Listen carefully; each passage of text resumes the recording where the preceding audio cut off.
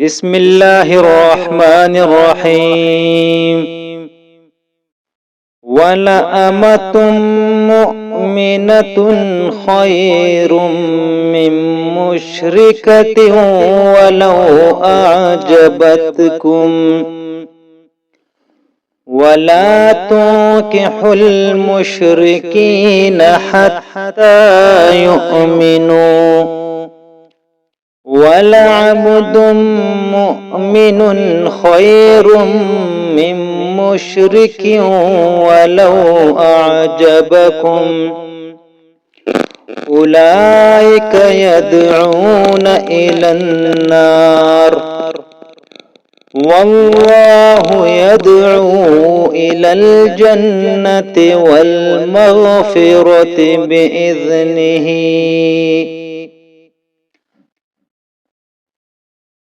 ويبين آياته للناس لعلهم يتذكرون ويسألونك عن المحيض قل هو أذى فاعتزلوا النساء في المحيض ولا تقربوهن حتى يطهرن فإذا تطهرن فأتوهن من حيث أمركم الله إن الله يحب التوابين ويحب المتطهرين نساؤكم حرث لكم فأتوا حرثكم أنى شئتم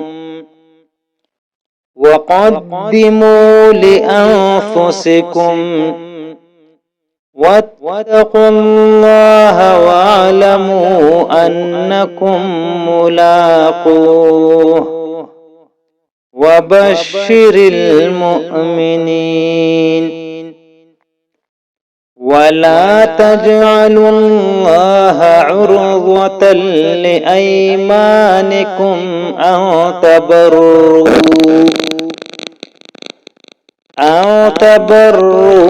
وتتقوا وتصلحوا بين الناس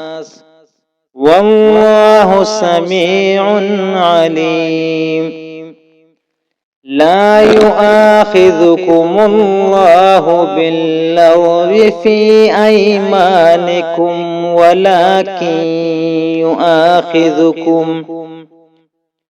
ولكن يؤاخذكم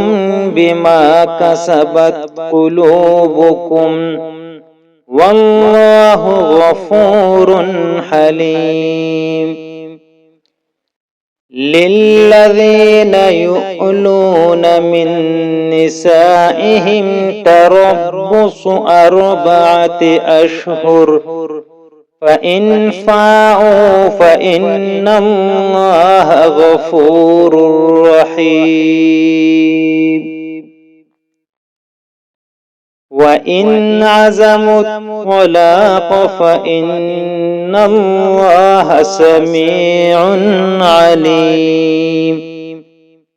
والمطلقات يتربصن بأنفسهن 3 قروء ولا يحل لهن أن يكتمن ما خلق الله في أرحامهن إن كن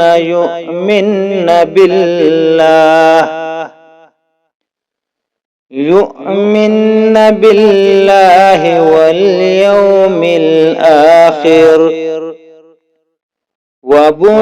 وبعولتهن أحق بردهن في ذلك إن أرادوا إصلاحا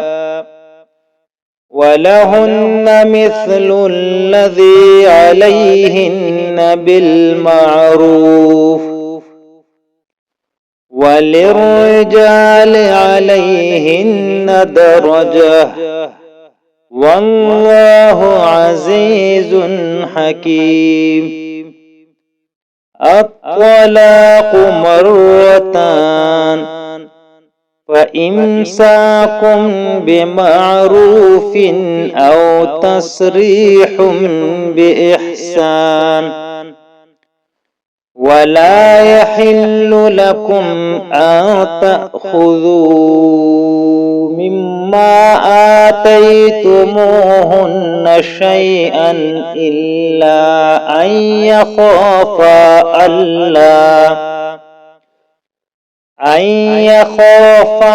ألا يقيما حدود الله فإن خفتم ألا يقيما حدود الله فلا جناح عليهما فيما افتدت به تلك حدود الله فلا تعتدوها ومن يتعد حدود الله فأولئك هم الظالمون. فإن طلقها فلا تحل له من بعد حتى تنكح زوجا غيره فإن طلقها فلا جناح عليهما أن يتراجعا إن ظنا أن يقيما حدود الله وتلك حدود الله يبينها لقوم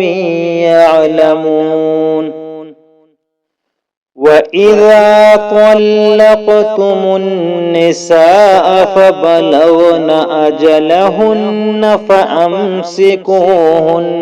بمعروف أو سرحوهن بمعروف ولا تمسكوهن ضرارا لتعتدوا ومن يفعل ذلك فقد ظلم نفسه ولا تتخذوا آيات الله هزوا واذكروا نعمة الله عليكم وما أنزل